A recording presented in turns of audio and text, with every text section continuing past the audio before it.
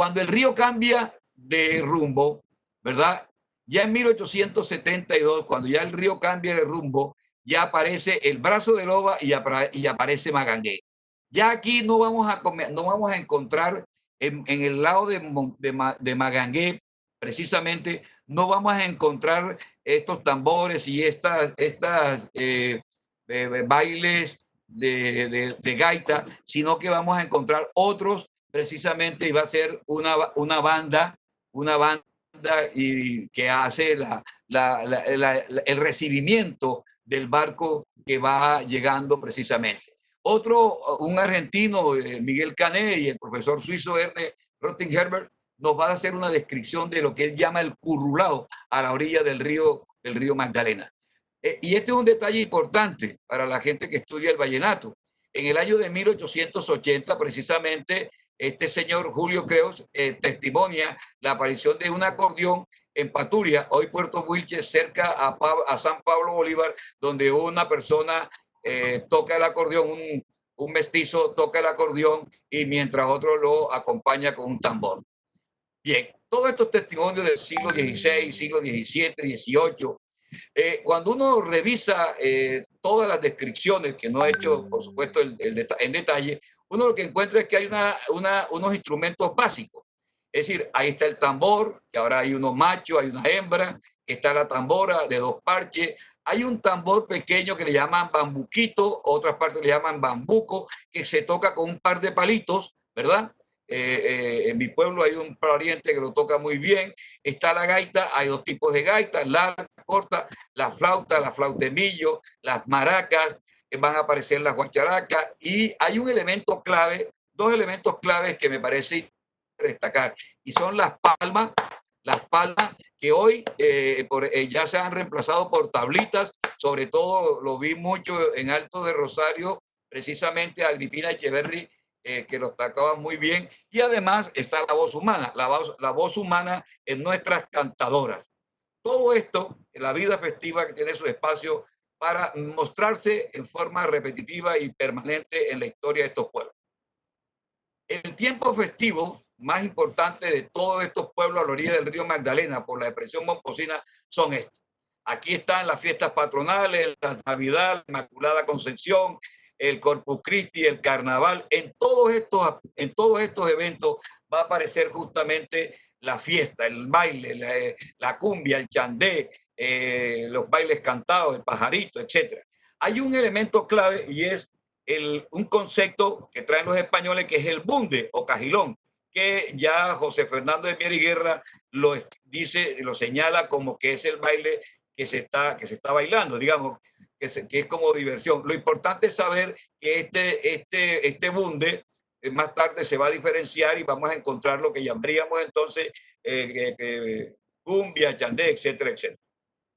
Este es el cajilón, es como un instrumento musical, etcétera, no me voy a detener allí. También puede parecer un carángano que hacen ahí en Pedraza, en Bahía Honda, Pedraza y en Bomba. Estas son las fechas de todas estas fiestas, aquí están todas. Comienzan el 25 de noviembre en Santa Catalina, el primer chandé, hasta el 2 de febrero a la Virgen de la Candelaria, empalman con el 3 de febrero, día de San Blas, y va corriendito hasta los carnavales. Esta es toda la vida festiva de estos pueblos. En estos días de estas fiestas aparecen, como dice precisamente Gene Corrangel, un escritor del comienzo del siglo XX de Guamal, o como lo dice el maestro José Barro, que dice que la cumbia es originaria de los chimilas y que se baila al contrario las manecillas del reloj, que se va bailando y el hombre es el que ofrece las espermas, la mujer va abriendo el camino porque los hombres son desordenados y es la mujer la que va haciendo, le va abriendo el camino con las espermas en medio de ese desorden. Estos dos investigadores, hombres de la cultura, plantean que la cumbia es de origen indígena y de esos pueblos. De hecho, Gene Corrangel tiene un libro que se llama El País de Pocahuy, y Aire Guamalense, que es un libro maravilloso. Manuel Zapato Olivella, por su parte, considera que la cumbia es de origen negro. Ahora bien, los instrumentos que hoy dominan son ambos de origen negro y de origen indio, o indígena mejor. Entre las cumbias más destacadas, pues yo aquí hice una lista muy cortica: la piragua de José Barro, la pollera colorada de Wilson Choperena, y quiero significar mucho este concepto de pollera colorada y no de pollera roja. Está la cumbia soledeña, Efraín Mejía, la cumbia roja. Este es un compositor maravilloso que se llama Antonio García, llamado Melocha, que él considera que la cumbia es el símbolo de la protesta de los pueblos del río.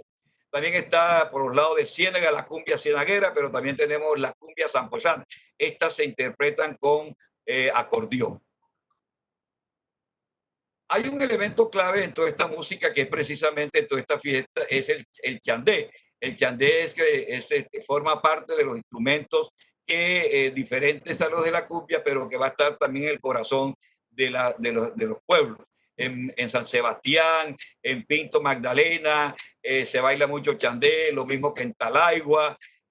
Ahí lo fundamental son las palmas y las cantadoras o cantador. Nosotros en el río Magdalena no hablamos de cantadoras, hablamos de cantadoras. Algunos le dan un origen digamos, al chandé de origen lumbalú. Estos son mujeres que simbolizan esa libertad, esa autonomía, cantadoras de todos estos pueblos, como Carmela Flores en mi pueblo, Marca Ramona Ruiz en Talaigua Vieja, Juana Francisco Díaz en El Paso, la mamá de Alejo Durán, María de Jesús Palomino, la Chula, la rama del tamarindo, su autora de eso, allá en San Sebastián. Totola Momposina, que es, digamos, hoy el símbolo de todas estas mujeres libertarias con sus cantos. Y hay muchas historias y anécdotas alrededor de esa actividad de cantadora de chandé.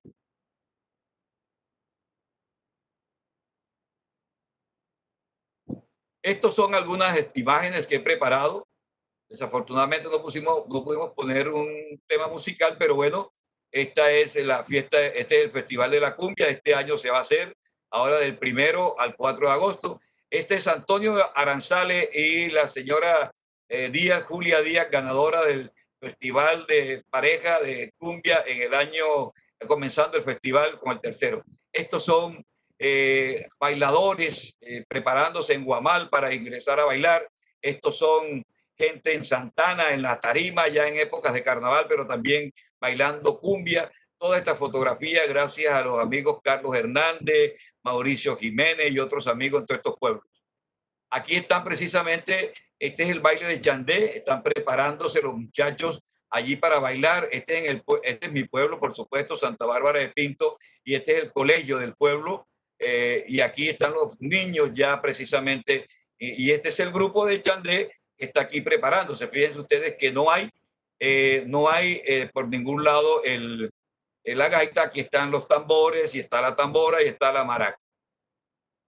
Este es el Festival de Chandé que se realiza en San Sebastián, Magdalena. Este es el chandé, esta es la organización preparando el espacio para un chandé normal en Santa Bárbara de Pinto.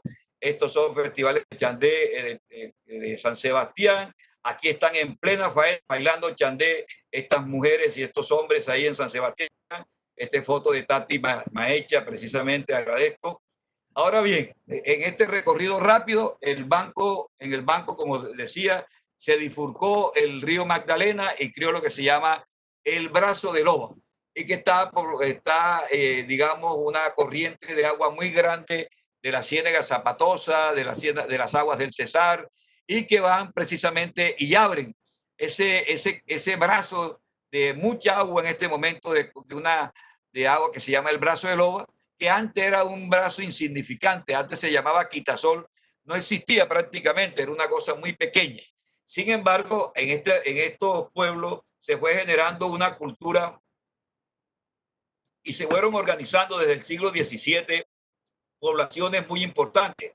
Orlando Falborda, en su libro muy conocido, Pomposo y Loba, detecta a Loba, Barranco de Loba, en 1640, que llaman Loba la Vieja, y está así escrito con B corta. Y San Martín de Loba hacia 1660. Este es el espacio, este espacio de Brazo de Loba es el espacio de la tambora. Pero hay un monumento importante, porque la tambora también se toca en Tamalameque. Este es el monumento a la tambora que está precisamente en Tamalameque. Y esta tambora, pues, es insignia para la gente de Tamalameque, lo mismo la gente de La Gloria y de Gamarra. Este territorio de la depresión Mocosina, del Brazo de Loba y de esta subregión del centro del sur, una parte del sur o centro del Cesar, pero en la parte del río, La Gloria, Tamalameque, Gamarra, Chimichagua, Chiriguaná, El Paso, que están ya en el centro, no a la orilla del río, sino en la Ciénaga de Zapatosa, tienen una identidad muy cercana precisamente a esto que hemos llamado la cultura anfibia por el maestro Orlando Falbor. En estos espacios de la tambora, uno puede ubicar que hay, según Jaime Rojas y los otros gente que hemos investigado, el profesor Álvaro Mier, el profesor Diógenes Pino y otros compañeros de por allá, que este es un baile cantado que se centra por lo menos en 4 ritmos. Y son en algunas localidades, se habla que hay 3, en otros hay 4. Algunos nos han dicho que el baile más autóctono posiblemente, o la tambora posiblemente más autóctona en algún momento fue la de Alto del Rosario, que es muy significativo para la música vallenato. Recordemos a Alejo Durán, Altos del Rosario. Los profesores dicen que hay por lo menos ritmos de tambora, son la tambora o tambora tradicional, que es la más lenta y sonora de todas, el berroche, el pereque, el chandé y la guacherna, que son como las, digamos, las más significativos toques de la tambora. Y en esto, digamos, coinciden investigadores como Jaime Rojas, como Álvaro Mier, Diógenes Pino y el mismo Guillermo Carbó, ya desde una perspectiva etnomusicóloga. Entonces, este baile es un baile de pareja en forma circular, que es la expresión máxima de la autonomía y de la libertad femenina de las mujeres en el brazo de Loba. Yo hubiera querido colocar precisamente algunas de estas canciones de Martina Camargo, que hoy es nuestra máxima expresión, pero hay una cantidad de jóvenes cantadoras que aparecen en la escena musical. Aquí están estas mujeres, ¿verdad? Mujeres como Agripina Echeverry en Alto de Rosario, ya murió. Venancia Barrio Nuevo, Cárdenas, también murió. Nubia Flores, Alicia García, Pacha Gamboa en Tamarameque, que también murió. Y hoy tenemos a Martina Camargo y otras jóvenes que cada vez que asistimos al Festival de Tambora en San Martín de Loba, encontramos que hay una renovación de hombres y mujeres, no solamente cantando tambora, sino también componiendo tambora, tocando los instrumentos, digamos, los tambores, haciendo palmas, etcétera, etcétera. Me parece bien interesante esta renovación, lo mismo que está pasando con la cumbia en el Banco y en todos estos pueblos a la orilla del río Magdalena. Una de las tamboras reconocidas, Tres Golpes, la Pavechá, el Moán, que es un tema dedicado al río Magdalena, el Niño Inmaculado, el Playón de Santa Rosa, la Mina de los Lobanos, las Olas de la Mar, que tiene alguna discusión, Tiempos de Tambora, la Guerra Patriota de Delcy Gil. Esto es, hay algunos que llaman que hay una tambora especial que es digamos, la tambora patriótica. Estas son 2 tamboras que me parece bien interesante mostrar porque señalan la necesidad de rescatar el río Magdalena. Este es de Casildo Gil, que se llama El Rescate del Magdalena. Dice, este grupo está cantando cosas muy bellas porque estamos rescatando la vida del Magdalena. Que viva el río Magdalena, que viva su producción, que viva la agricultura, que siembra el agricultor. Chéverísimo. Y un joven en el Paso, César Botero, tiene esta pequeña que se llama Canta tus penas, río. Suena, suena, suena tambor, suena, no dejes de sonar, porque ha llegado el Magdalena, mi río, y hoy sus penas no va a cantar. Entonces, este tipo de composiciones, como el Moán y otras, o los pozos brillantes, todas invocando precisamente la fuerza del río Magdalena. Aquí hay también otra que se llama la tambora republicana y la guerra patriota. Jaime Rojas recoge la tropa republicana que a la Ciénaga adentró, la Ciénaga Grande de Santa Marta. Se encontraron con los godos, Santa Marta se rindió. Se encontraron con los godos, Santa Marta se rindió. Se encontraron con los godos, etc.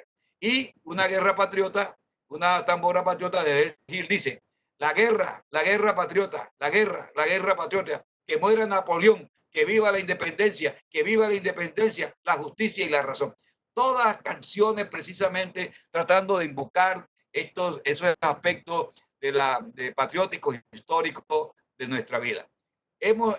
Quiero mostrarles para terminar, creo que ya es justo, el Festival de la Tambora, el año pasado, el 30, este año no se va, bueno, se está discutiendo esto. Estos son imágenes que me suministró precisamente el profesor Álvaro Mier, allá en San Martín de Loba, organizador del evento.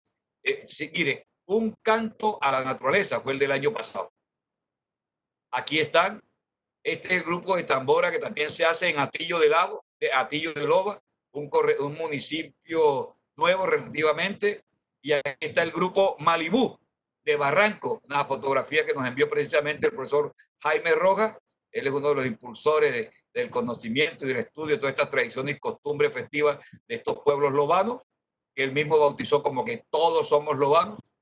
Aquí tenemos, y quiero mostrar esto que me parece bien interesante para la gente que nos está viendo en el resto del país. Estas son artesanías de un pueblo que se llama Juana Sánchez. Juana Sánchez es un corregimiento de Atillo de Loba. Y este es el grupo de danza del instituto, de ahí del colegio. Son maestras y maestros que están preparándose. Esto es una foto reciente, tal vez. Están preparándose para mandar sus videos al festival de cumbia que se va a realizar en el Banco del 1 al 4 de agosto. Y estas son artesanías que se hacen en este pueblo que se llama Juana Sánchez, donde se hacen posiblemente las mejores tinajas, que como sabemos es la abuela de la nevera, la tinaja con agua fresca. Aquí están las tinajas, mírenlas.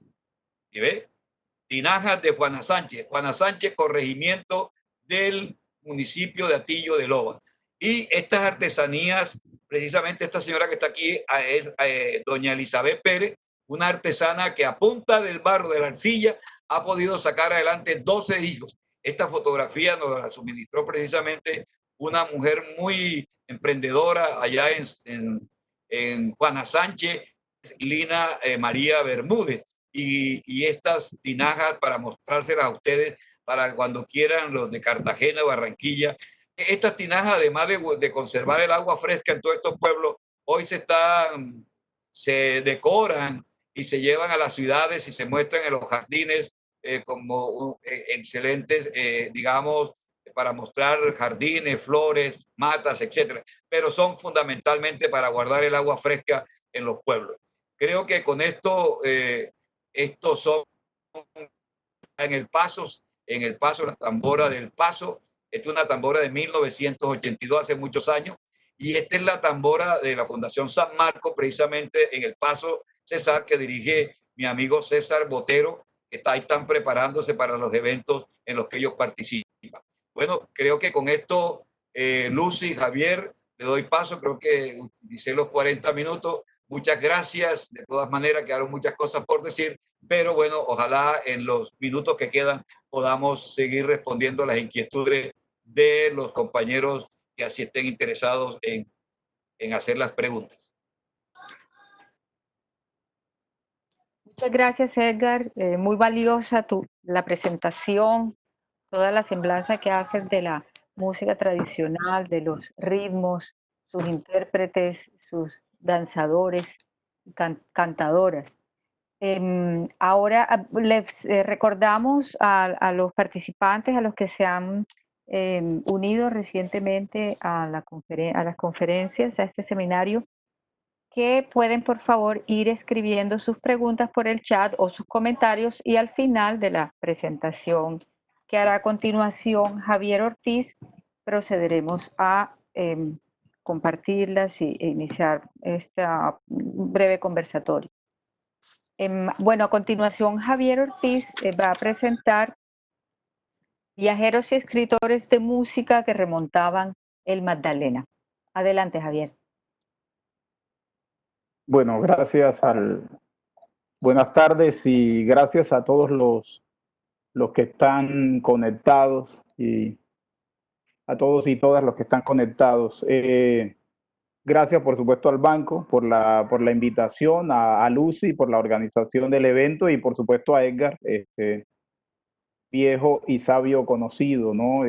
Y además un referente fundamental, como ya ustedes vieron, para este tipo de temas. Edgar es de las personas que desde hace muchos años y con juicio viene trabajando este tipo de cosas, y nadie más que él conoce la música del Magdalena y bueno, del delta del Magdalena y de todas las ciénagas que se forman allí en la zona de la depresión momposina y de todos los pueblos de esa zona, entre otras cosas porque pues nació cerca de esos espacios y los conoce muy bien. Muchas de las cosas que dijo Edgar están,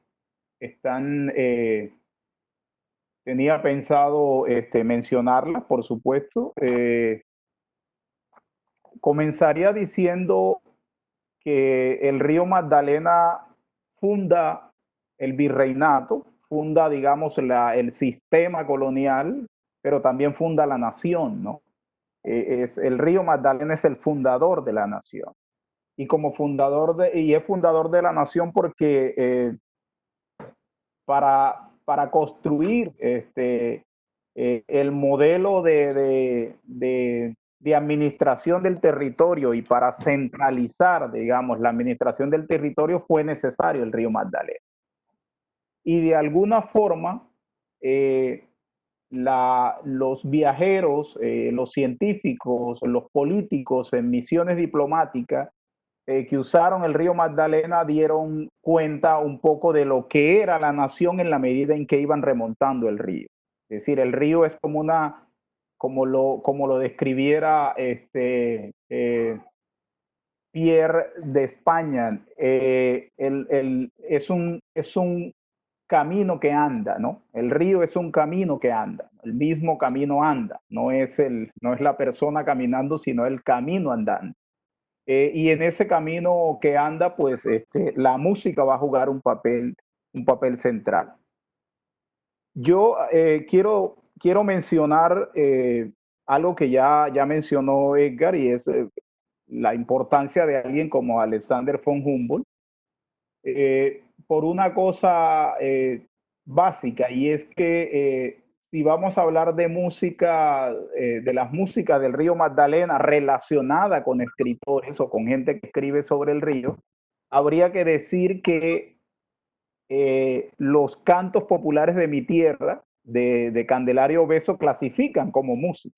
Bueno, no en vano le llama cantos populares de mi tierra, porque de alguna forma lo que está haciendo Candelario Beso es agarrar una serie de coplas, una serie de expresiones de los bogas que habitaban el Magdalena y que tenían a Monpós como la ciudad, la villa, el espacio central de su oficio. Lo que va a hacer Candelario Beso es recoger eso, recoger todas esas expresiones que están allí de los bogas y transmitirlas en un momento en que el mundo, la nación se nutría mucho de los gramáticos, ¿no? Ese libro de Malcolm X del poder y la gramática, esa relación muy fuerte que hay entre el poder, el ejercicio del poder y la gramática en Colombia es muy fuerte. Y Candelario Beso tiene un valor excepcional allí porque es la única persona en ese momento que pone en valor las expresiones de los habitantes de las riberas del Magdalena, los habitantes pobres, ¿no? Los bogas y los habitantes pobres de las riberas del Magdalena, y con ese libro de alguna forma convierte esa forma de hablar en un elemento constitutivo de la nación en la medida en que lo vuelve un objeto de estudio, ¿no? En las discusiones que se están dando en la nación y en toda Latinoamérica en ese momento. Entonces habría que mencionar allí a Humboldt, que dice, por ejemplo, una de las cosas que va a decir Humboldt, y ya lo estaba notando Edgar cuando en 1801 que pasa por la zona, es esa forma compasada en que los bogas suben el Magdalena, ¿no? Cómo entierran la pérdiga y cómo la suspenden en el hombro para impulsar el champán, y cómo eso lo van haciendo con una tonada, ¿no? Una tonada con un ritmo, ¿no? Ya ahí hay una musicalidad, ¿no? Y Humboldt está dando cuenta de eso. Y Candelario Beso, por supuesto, lo va a hacer ya en su máxima expresión, porque pues toda su poesía lo que está recreando es ese mundo del boga y la manera de habitar ese territorio. Y hay una cosa bastante interesante, y es que esa manera de expresión de los bogas también se va a encontrar en otros espacios de agua, no solamente en el río Magdalena, ¿no? Va a ser un lenguaje común a los bogas.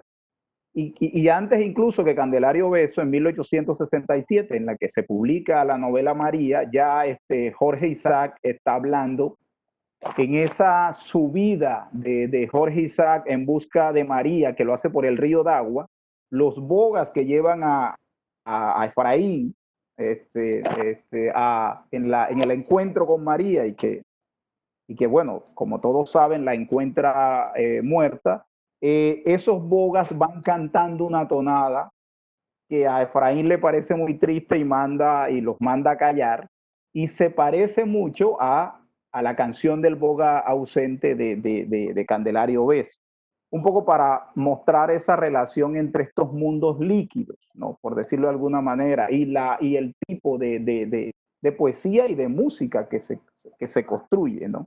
Dice Isaac en María, que están diciendo los bogas que van remontando el río de agua. Dice: se nos hunde ya la luna, remá, remá.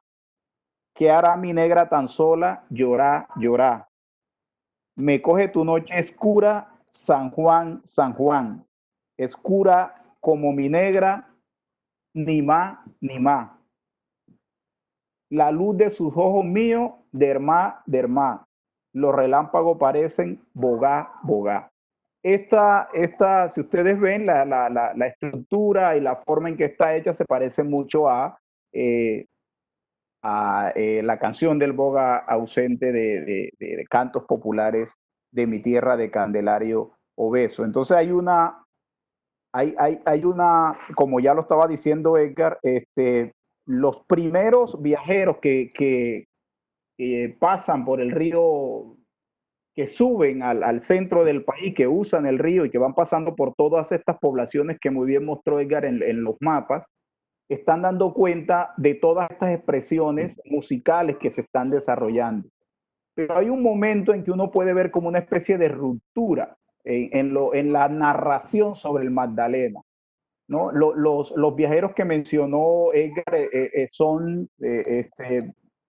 algunos muy generosos en las alusiones a bailes, a pesar de, por supuesto, del lenguaje que puede ser un lenguaje peyorativo, un lenguaje racista, un lenguaje pues propio del momento y de la idea de civilización que se tiene en el momento.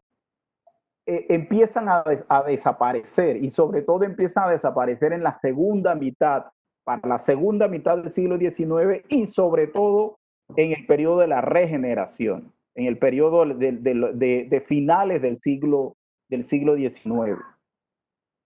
Hay una paradoja en todo esto, y es que es el fortalecimiento del centralismo nacional.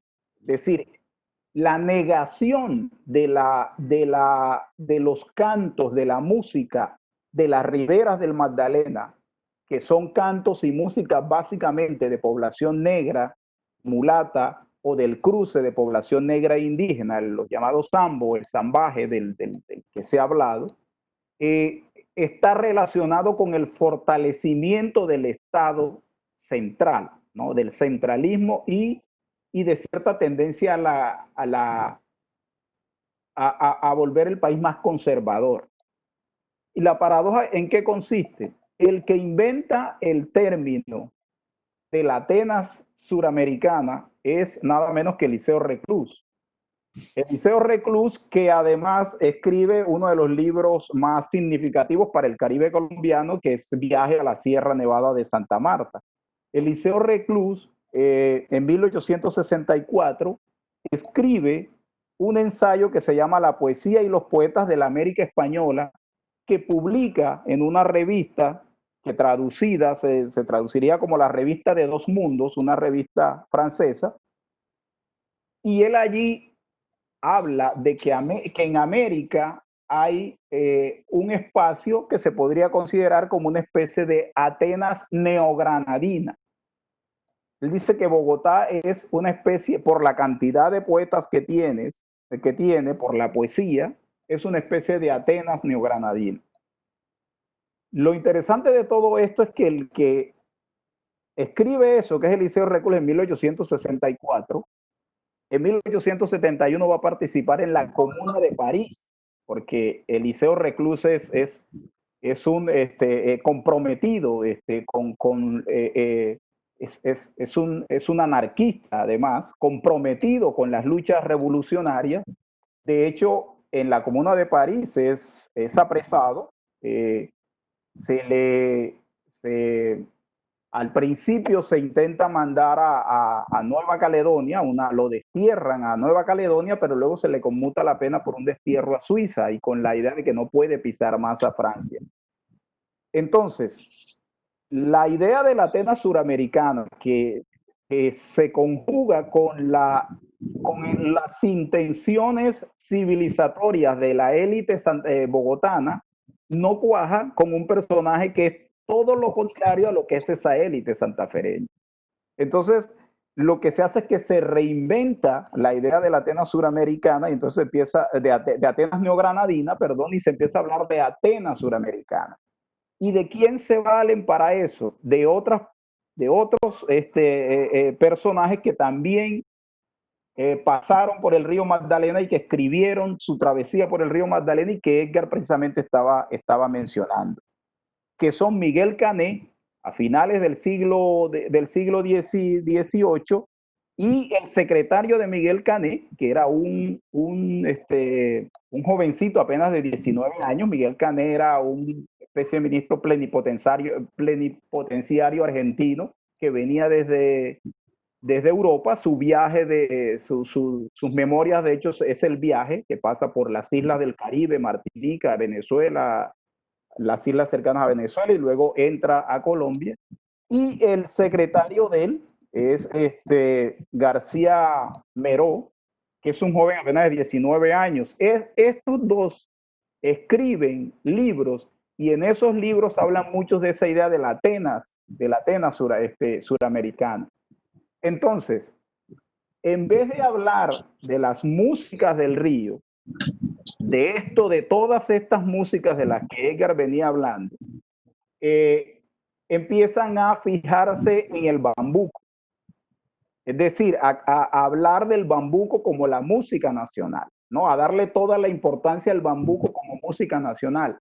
Pero más adelante vamos a ver cómo el bambuco está contaminado también, porque hay unas teorías que hablan de la influencia de lo negro en el bambuco y de la influencia de las músicas negras que son propias de las zonas del Magdalena y de las zonas de las ciénagas del Caribe colombiano, e influencian también a ese bambuco. Pero entonces estos señores van a hablar mucho de del bambuco. Por ejemplo, Miguel Cané tiene citas cuando está remontando el río. Hay que decir que el remonte de Magdalena se convierte como en un tópico también, ¿no? Una especie de topos, ¿no? Primero se llega al Caribe, entonces se habla del Caribe, de las ciudades del Caribe o de los pueblos del Caribe como, bueno, pueblos calientes, ruidosos, difíciles, llenos de mosquitos, en fin, de clima malsano. Luego viene la travesía por el Magdalena, que es todavía mucho más difícil. También el tema de los mosquitos, el tema de los rápidos, ¿no? Cuando se está llegando a la parte más más alta, pues por supuesto vienen los rápidos en el Magdalena y los vapores tratando de subir allí en esos, y todo el esfuerzo ese, y luego el viaje en mula hacia Bogotá. Entonces es como una travesía difícil por el Magdalena para encontrar la civilización, ¿no?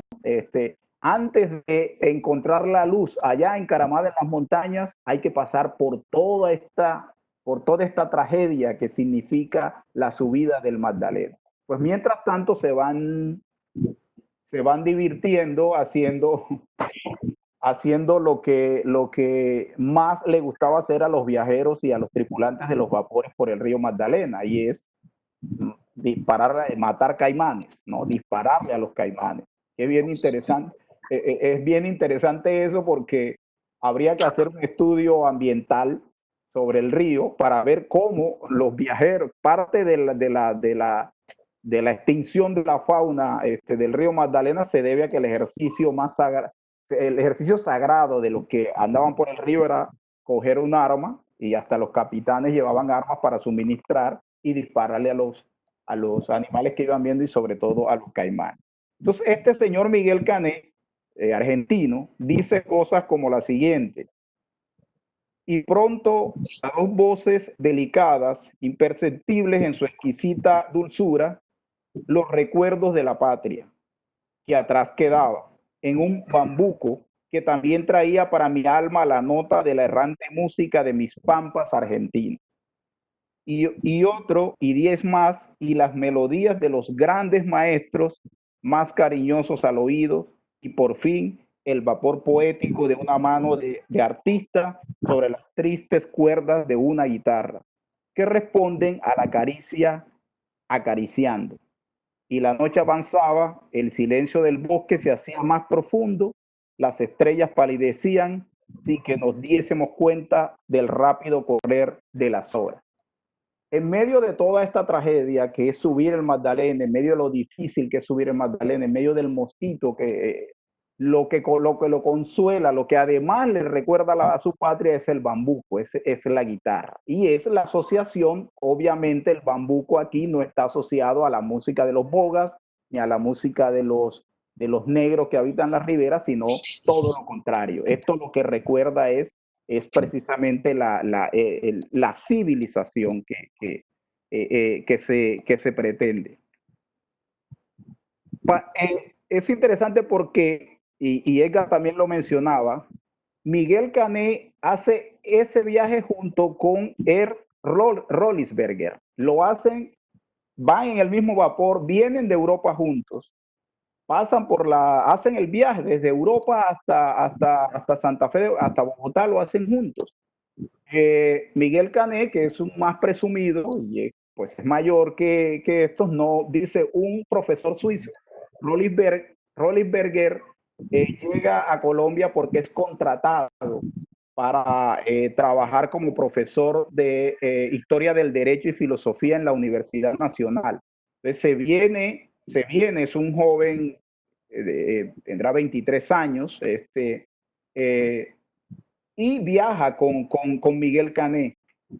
A diferencia de Miguel Cané, Rollisberger sí tiene eso que ya mencionó Edgar, una mención al currulao, ¿no? A la Rollisberger, como coincide en edad con el secretario de Miguel Cané, Muró, se bajan cuando el vapor Antioquia, que es donde van ellos, está encallado, se bajan en la noche, además porque, ojo con esto, el viaje lo están haciendo en la transición del año 1881 a 1882, es decir, es la noche de San Silvestre. Y por supuesto hay fiesta en algunos de esos pueblos, pero a pesar de eso, de que viajan en un periodo donde debe haber fiesta porque es Navidad y porque es Año Nuevo, poco hablan de las fiestas que se están desarrollando en esos pueblos. Y la única mención la trae Ernest Rollisberger en el libro que se llama El Dorado, que fueron sus memorias, que luego publicaron sus hijos, publicó su familia, Y describe uno de esos bailes, el baile del currulao. Entonces, dice Rolliberger, con García Meró hago un recorrido por la ribera llevando por guía a un negro. Nos metemos por una oscura senda de plátanos, árboles que alcanzan una altura de más de 6 metros y cuyas hojas son tan grandes que en una de ellas puede envolverse una persona. Llegamos al fin a un claro donde hombres, mujeres y niños se hayan reunidos en torno a una hoguera. Pronto, y ya que después de algunas palabras se despreocupan de nosotros, comienza el currulao, danza negra expresiva de toda la brutal energía del boga y del sambo. El baile se ejecuta al son de la gaita, que repite melancólicamente las mismas notas y con acompañamientos del tamboril, gaita y tambor, es lo que se está usando. Alrededor del juego se mueven las parejas como fantasmas del delirio. En tanto, los espectadores se alzan allí inmóviles, iguales a los troncos de una arboleda que devorasen las llamas. El símil es bien interesante. Una arboleda que devorasen las llamas, es decir, negros, ¿no? Los troncos negros, ¿no? Las personas negras que están allí. Pero el bosque en torno se aparece como una negra caverna. No entraré en la descripción de la danza con sus salvajes movimientos, tan pronto sensuales como lánguidos o apasionados. Esto también es una constante, ya Edgar lo estaba diciendo, el tema de la relación con lo salvaje, de mirar estos movimientos y estos bailes y estas músicas como expresiones salvajes, bárbaras, en fin, y la relación con, digamos, el contraste que se hace allí con lo que se va a ver en otros territorios. En cambio, cuando Rollinsberger llega a Bogotá, pues va a hablar maravillas del bambú, ¿no? Va a hablar entonces de la importancia del bambuco y lo que representa el bambuco. Es decir, estos viajeros que se suben por el Magdalena están ayudando a la creación de lo que se llamaría la música nacional. Entonces, lo que estamos viendo es eso, cómo el mito de la Atenas suramericana va a ser potenciado por los viajeros que están llegando a finales del siglo XIX al territorio colombiano, y cómo esos viajeros que están remontando el río Magdalena, en esa idea de potenciar el grado de civilización de Bogotá, a pesar de que algunos son críticos y dicen que en Bogotá hay poca industria, etcétera, pero siempre están hablando de la importancia de los poetas, etcétera, cómo eso hace que se deje de lado las expresiones de la música que se está construyendo en el río. Hay un viajero, es interesante también porque hay también un viaje de Bogotá hacia, es decir, no solo remontan al Magdalena, sino los que vienen de Bogotá.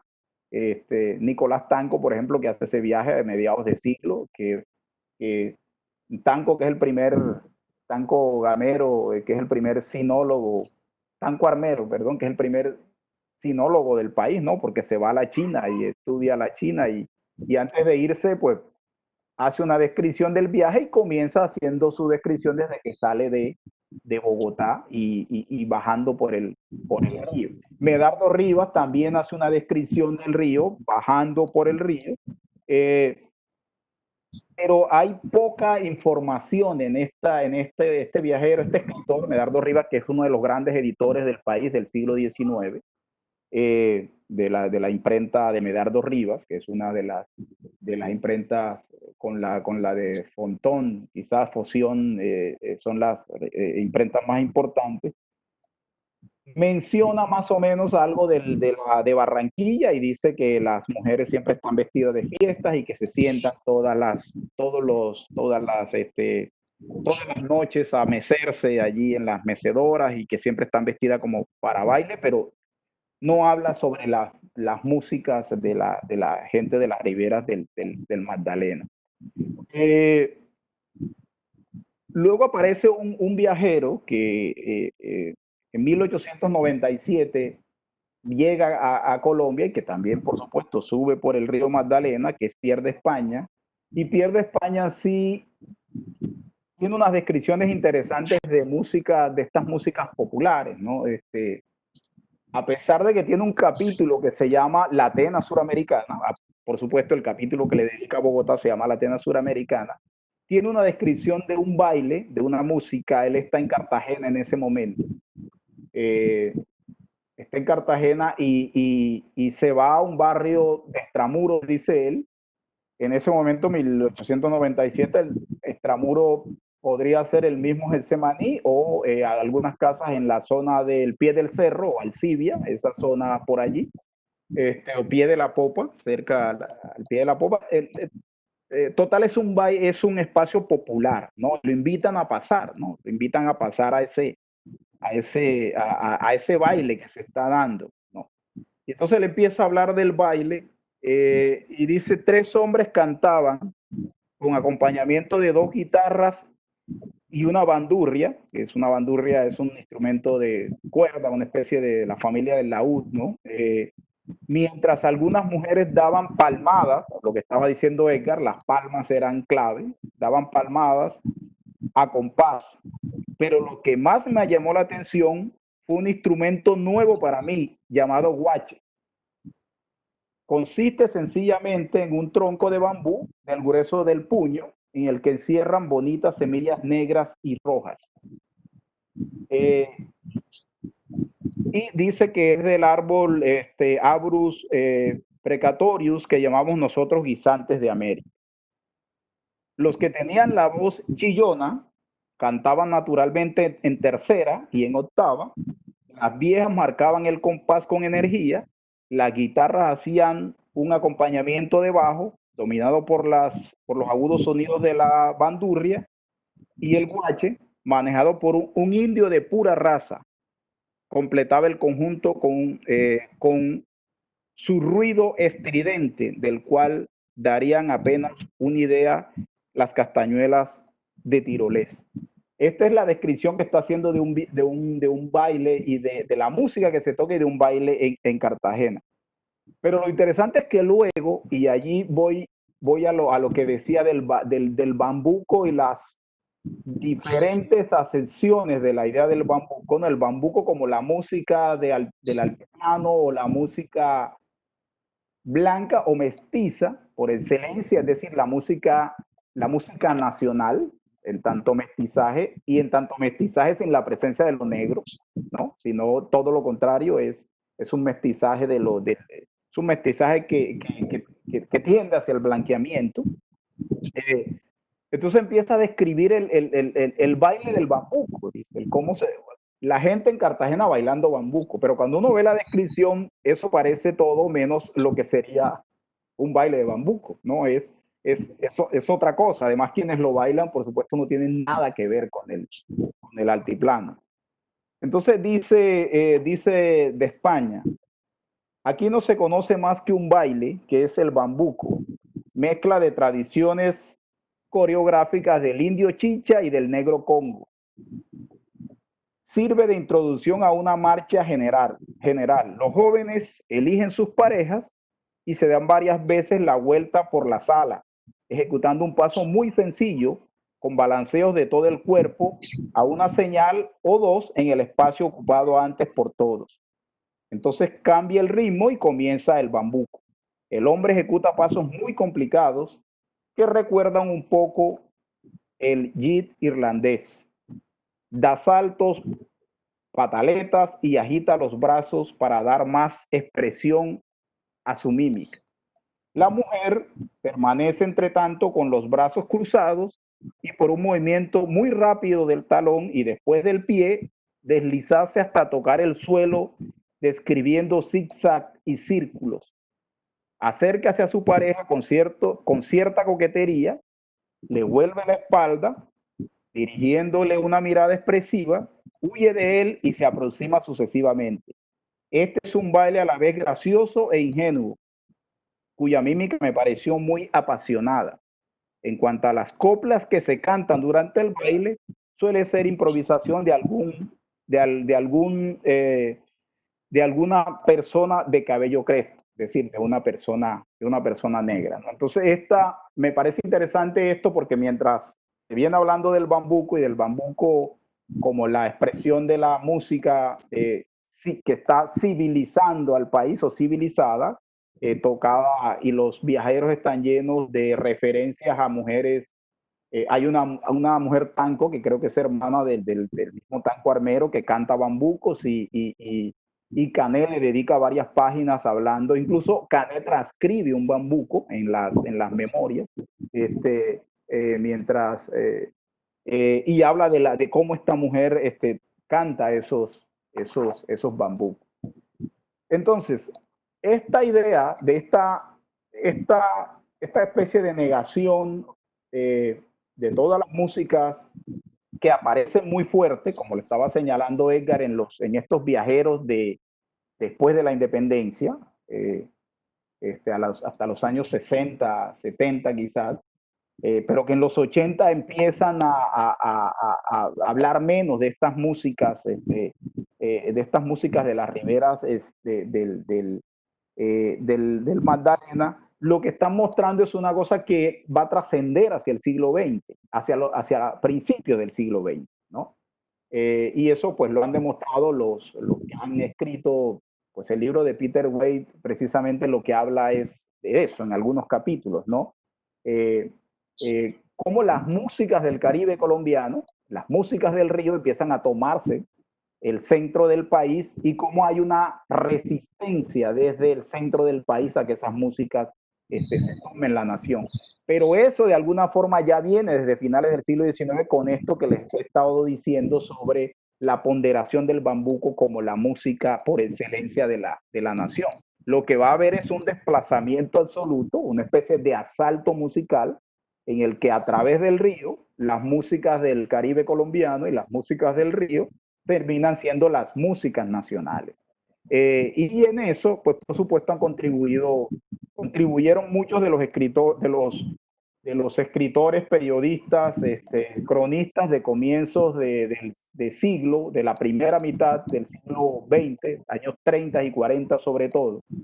Hay una figura muy importante que es de allí, de la zona donde nació Edgar, precisamente de Guamal, pero que vivió en Santana, vivió más tiempo en Santana, que es Antonio Brugués Carmona, que está pues describiendo parte de la cultura popular de esa zona, y dentro de eso pues por supuesto está ponderando la música.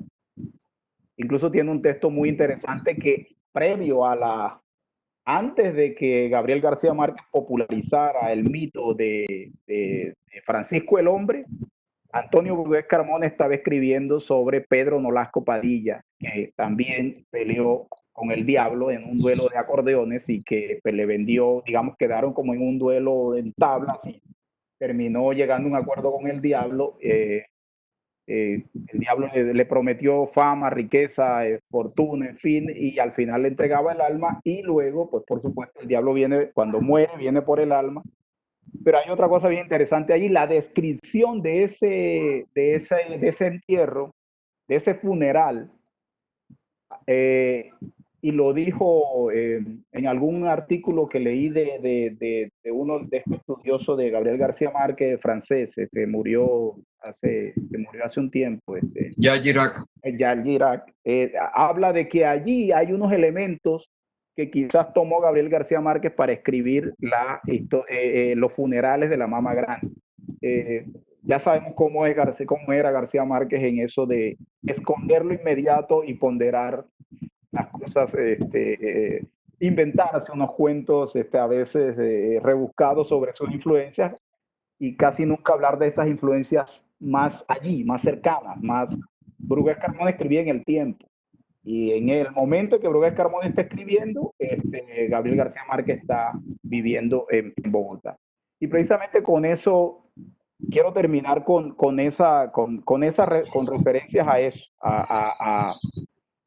a la presencia, las descripciones que, bueno, las descripciones que Gabo tiene sobre el Magdalena en las memorias.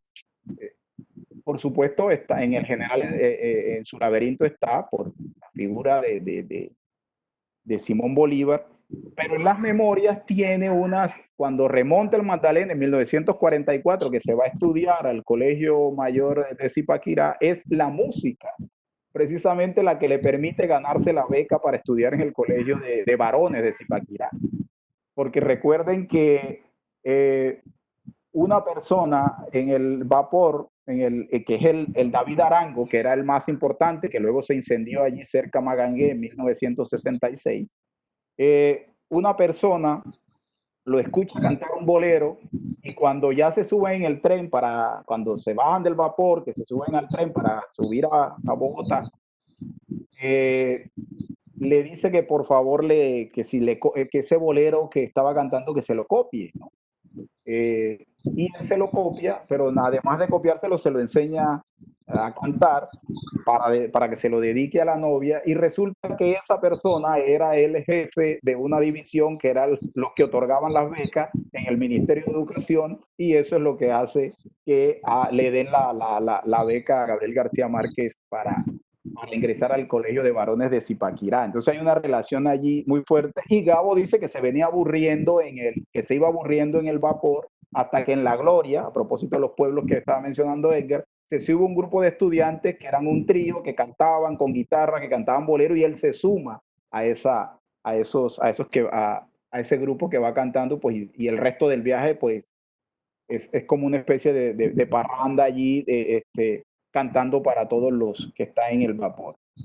Y habría que hablar también de Manuel Zapata Olivella. Manuel Zapata Olivella tiene, bueno, además de todo lo que escribió sobre música, y ya Edgar lo estaba mencionando, Manuel Zapata Olivella tiene un libro inédito que no lo terminó. Me llegó una copia, un manuscrito, me lo pasó Darío Henao hace poco, esto que descubrieron recientemente. El libro se llama Tambores de América para despertar al viejo mundo. Es un libro de relatos, hay varios relatos. Y uno de los relatos se llama El río ancho de las sangres. Y es un relato sobre su viaje por el río Magdalena en 1939, cuando se va a estudiar medicina a la Universidad Nacional. Y describe, ¿no?, el vapor. A propósito, también viaja en el David Arango, en el mismo por donde viaja Gabriel García Márquez, y describe, bueno, los 3 pisos del vapor y cómo los 3 pisos de alguna manera representan lo que es la sociedad colombiana. Y habla del acordeón, habla de un acordeonero que está allí tocando su acordeón y cantando, y de alguien que coge de un boga, ¿no?, que coge una especie de cajón y empieza a tocar la caja, ¿no? Y está describiendo las músicas que se arman, o los bailes que se arman, pero en la parte más baja, es decir, donde están los fogones, donde están las calderas del vapor. Es decir, ahí es donde está el ritmo de alguna manera. Y por último, quisiera mencionar, a propósito del maestro José Barros y del Festival de la Cumbia del Banco, que él es su fundador, ¿no? José Barros escribió una novela en 1989, es poco conocida, tuvo una publicación muy breve, pero es una novela sobre su gran personaje, que es como su alter ego, Guillermo Cubillos, ¿no? Y la novela lo que hace es narrar un poco en clave de las historias de los Boga, pues narrar toda la vida de los puertos y de esta especie de hombre galán que recorre el río, que va recorriendo el río y va narrando allí todo lo que va viviendo.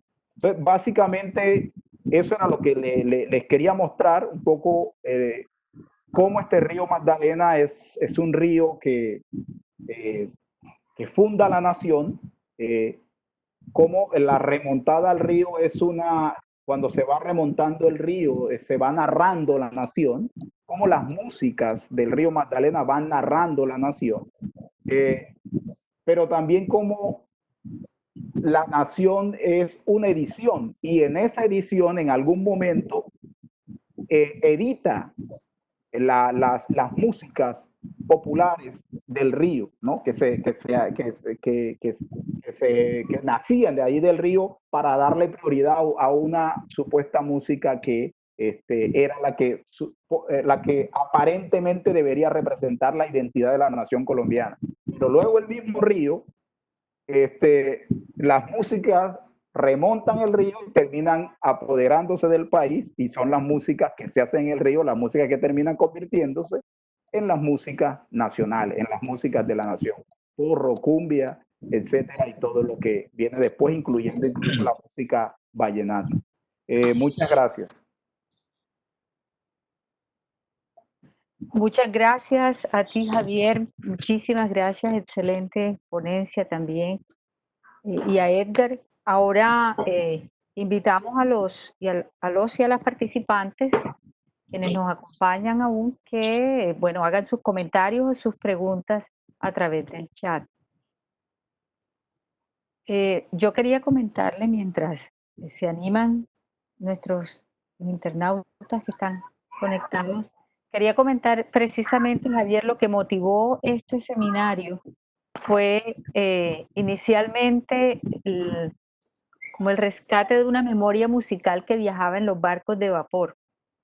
Y todo surge por unos relatos que yo le escuchaba a mi madre, que es oriunda del sur de Sucre, de la zona de La Mojana, acerca de las bandas de música que iban en las lanchas. Ellas llamaban las lanchas, seguramente eran unos barcos un poco más pequeños que bajaban por las ciénagas de San Marcos, se unían al San Jorge, de allí al Magdalena y salían a Calamar, posteriormente a Magangué. Y ella relata que iban músicos en esas lanchas.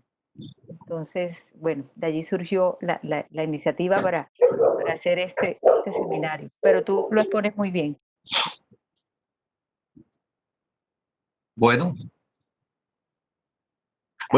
a propósito de eso que tú dices, Lucy, y bueno, Javier, muy chévere, qué bien. Hay un tema y es que en esas lanchas, las lanchas son menores, como tú bien lo dices, que los barcos. Las lanchas aún subsisten. Yo estoy ahorita haciendo un trabajo que es sobre los medios de comunicación fluviales. Esas lanchas en algunos casos llevaban bandas, pero fundamentalmente van a montar bocinas y en esas bocinas van a estar colocando la música fonográfica que ya se comienza a grabar desde el año 30 en Colombia y que comienza a pasar por los ríos Cauca, Magdalena, Chicagua, San Jorge, el Sinú, etcétera. Va a ser muy interesante toda esa visión en los pueblos a través de la música, ya no, digamos, en vivo, sino de la música grabada, y esa música grabada va a ser el divertimiento en los pueblos a la orilla de los ríos. Muy bien, gracias, Edgar. Vamos a estar pendientes entonces también para que nos compartas esa investigación. Yo quería preguntarte algo, Edgar, con relación a la cumbia, y bueno, es tal vez una pregunta muy común, eh, pero tiene que ver con la cumbia como ritmo y como género. Es decir, hay una cumbia en Latinoamérica también. O sea, se habla de la cumbia peruana, de la cumbia, casi que cada país o varios países de América Latina tienen una cumbia. Yo quería que nos contaras un poco acerca de esto. O sea, Bueno, Lucy, fíjate tú que la gente en el banco, para el día sábado, este sábado a las 10 de la mañana, vamos a tener un conversatorio con gente de América Latina, desde México hasta Argentina, donde se está, digamos, se está grabando mucha música, mucha cumbia con acordeón, con otros instrumentos diferentes a nuestros tradicionales instrumentos de gaita, de tambores. Y hay una estructura musical, digamos, en que hoy se impone algunos, los mexicanos han dicho, creo que a Gabo, justamente a propósito de Gabo, que ellos, o no recuerdo a quién, le decían que precisamente ellos habían recogido la cumbia de Colombia, porque en Colombia la cumbia la habíamos, entre otras cosas, medio despreciado. Hay una cumbia peruana, hay una cumbia argentina, hay una cumbia chilena, también llaman una tecnocumbia. Entonces, todo esto me parece que forma parte de un gran, digamos, de un gran boom, por llamarlo de alguna manera, de esta música nacional nuestra, como fue la cumbia en algún momento, y hizo un elemento clave y es la contribución para que con los viajes, posiblemente esta serie de gente de Colombia, en el caso concreto de José Barro, que precisamente va a recorrer América Latina y va a grabar justamente en Buenos Aires músicas cumbia, que esta herencia musical va a llegar hasta allá. Yo creo que el día sábado vamos a escuchar a varios investigadores de todos estos países que vienen trabajando la música, la cumbia como su propia música, como una música que les pertenece, pero reconocen que hay una herencia de esa música, de esa cumbia colombiana en algunos países, como es el caso de México, por ejemplo. Celso Piña, por ejemplo, reconoce la influencia de esta música, pero sobre todo porque él toca la música, él toca ese acordeón. Entonces está la influencia precisamente de Andrés Landero, de Aníbal Velázquez, de Alfredo Gutiérrez y de otros que van a estar bien, digamos, influenciando para que él se dedique a tocar esto que llaman la cumbia colombiana o la cumbia mexicana o chilena. Ah, bien. Gracias, Edgar. Tenemos una pregunta, unas preguntas del público, de los participantes. Nos dicen, ¿podríamos decir entonces que el río también se narra en la música? Para ese momento histórico, los buques o el vapor tuvieron un sinfín de recorridos. ¿Tienen algún texto o referente del Caribe independiente al trabajo de Gabriel García Márquez? Javier, no sé si... Bueno, Javier, tú... Sí, sí. Bueno, sí, desde la historia hay muchos, hay trabajos sobre, bueno, lo primero que creo es que hay que leer a los mismos viajeros, ¿no? Estos viajeros que mencionamos, algunos están traducidos al español, algunos fueron parte de la Biblioteca Popular colombiana, que se empezó a editar en los años 30, 40, digamos, en el periodo de la República Liberal, desde López Pumarejo y cuando estaba en el Ministerio de Cultura Germán Arciniega. Entonces, algunos de esos, como el de Pierre de España, el de Charles Safray, luego se editaron los de Hamilton, las cartas de Ormolien, y en 1992 se volvieron a editar otros para la conmemoración de los 500 años de América. Los editó el Banco de la República. Entonces, mi recomendación es leer a estos viajeros. Las memorias son claves y estos viajeros, más allá de, por supuesto, un lenguaje prejuiciado, como estábamos diciendo, para el momento en que se escribieron, hay mucha referencia a las prácticas y las dinámicas culturales que se están desarrollando en ese momento. Por supuesto, la obra clásica del maestro Orlando Falborda, de Historia Doble de la Costa, en algunos de sus tomos hay referencias también a este tipo de cosas. Los mismos trabajos que ha hecho Edgar, y que estaba hablando de eso al comienzo de su introducción. Hay muchos trabajos que se vienen haciendo a nivel regional y a nivel local, que a veces no se conocen mucho, pero que están allí. Manuel Zapato Olivella tiene, bueno, en la Biblioteca Afrocolombiana editaron algunos de sus ensayos y de ensayos de prensa, de revistas La edición la hizo Alfonso Múnera, fue el editor de esa compilación que se llama algo, Por los senderos de los ancestros, de Manuel Zapata Olivella, que escribió mucho para la revista colombiana del folclore, ¿no? Él y su hermana, Delia Zapata, que también escribía, bueno, Delia, que es como toda la vertiente de la explicación, como lo está diciendo Edgar, de la matriz negra, de la matriz afro de la cumbia.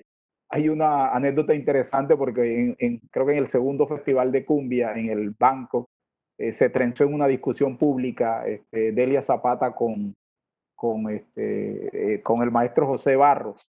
Y después el maestro José Barros, en 1975, sacó una cumbia donde ratifica su idea de que la cumbia es de Pocabuy, ¿no? Del Valle del Pocabuy, que es de origen, incluso para darle todavía más valor,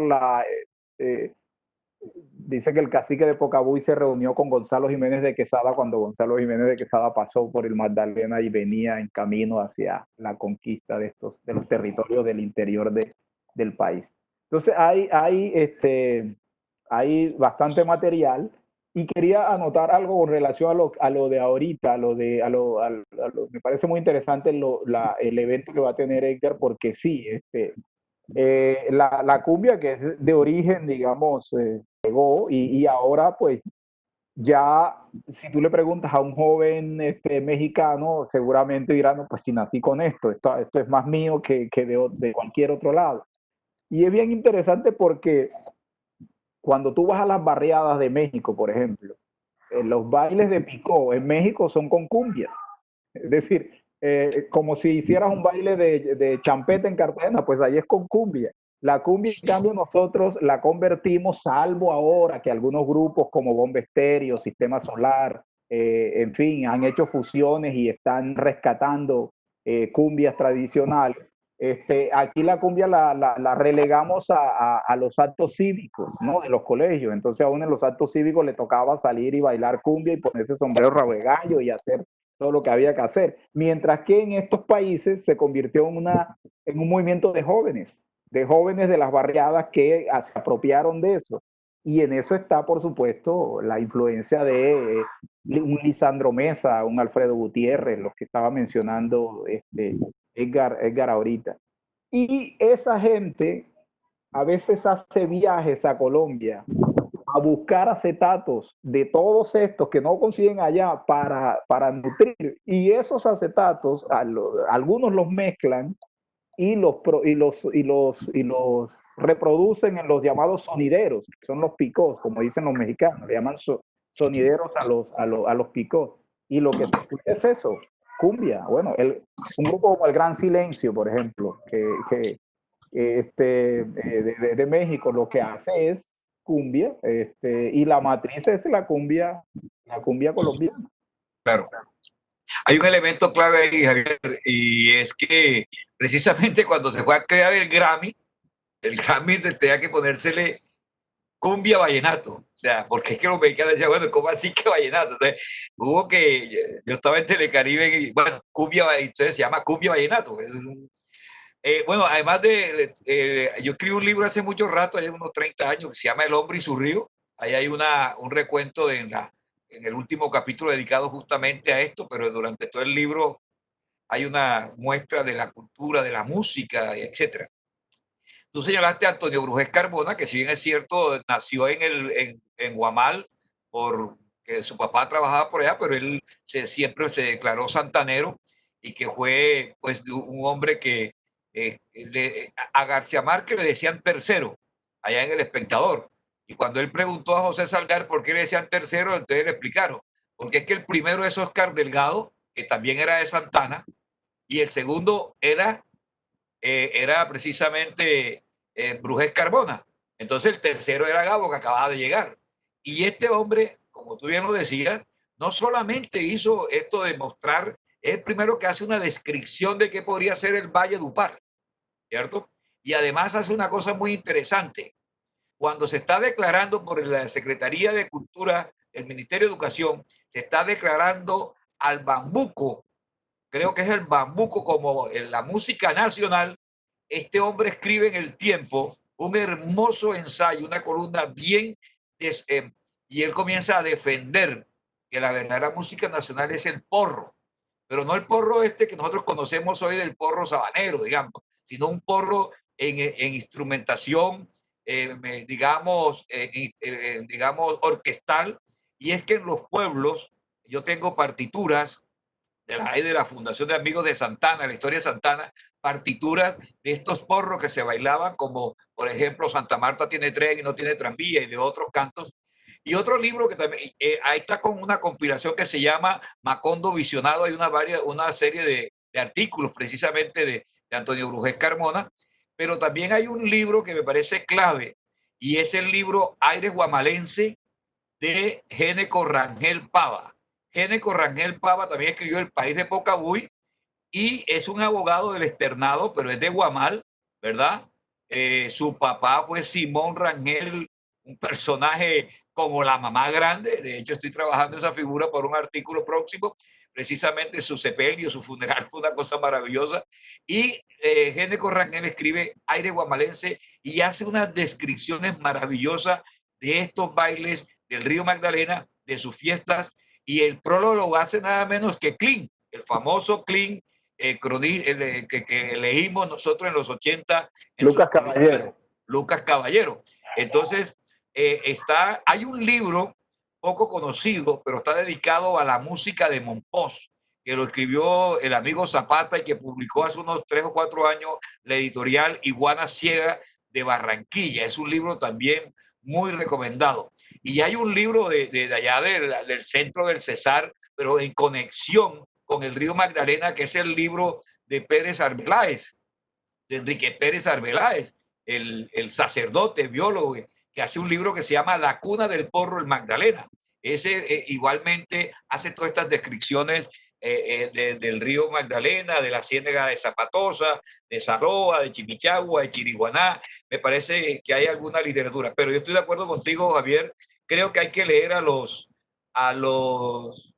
que yo llamo viajantes y que son turistas. Ellos, pero son unos turistas, unos visitantes bien interesantes, porque posiblemente cometen algunos desafueros, pero también dejaron constancia de lo que vieron, y eso nos permite como hacer una interpretación. Y algunos pueden ser como exagerados y también querer comparar a Cartagena o a Santa Marta o a Barranquilla con París. Esas son cosas que uno dice que no caben, pero que de todas maneras hacen unas descripciones muy bonitas y muy válidas. Bueno, para terminar hay una pregunta y un comentario. Voy a hacer el comentario y luego la pregunta para cerrar.